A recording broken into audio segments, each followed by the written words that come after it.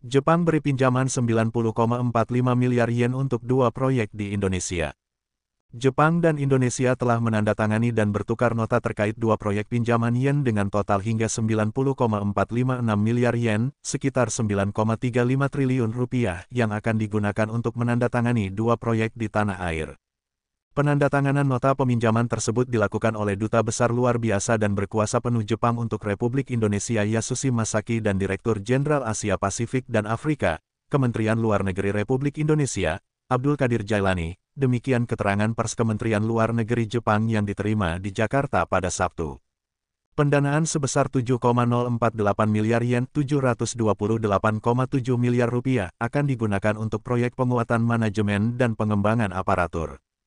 Proyek ini bertujuan untuk mendorong manajemen yang tepat dan pengembangan kapasitas pejabat administrasi di Indonesia serta meningkatkan kapasitas organisasi pemerintah pusat dan daerah di Indonesia.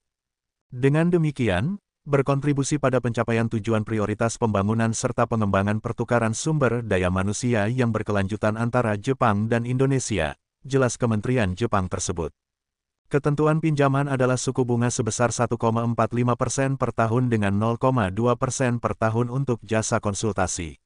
Sedangkan periode pembayarannya adalah 25 tahun yang sudah mencakup masa tenggang 7 tahun dengan ketentuan pengadaan tidak terkiat. Proyek kedua yang akan dibiayai adalah proyek pengembangan Pelabuhan Patimban 3 yang terletak di Kabupaten Subang, Jawa Barat.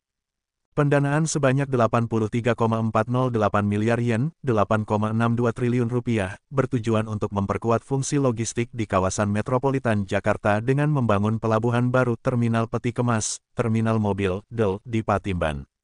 Hal itu diharapkan dapat berkontribusi pada pertumbuhan ekonomi Indonesia dengan meningkatkan lingkungan investasi. Suku bunga yang berlaku untuk proyek kedua ini adalah 0,3% per tahun dengan jasa konsultasi 0,2% per tahun. Periode pembayaran selama 40 tahun yang sudah mencakup masa tenggang 10 tahun dengan ketentuan pengadaan yang terikat.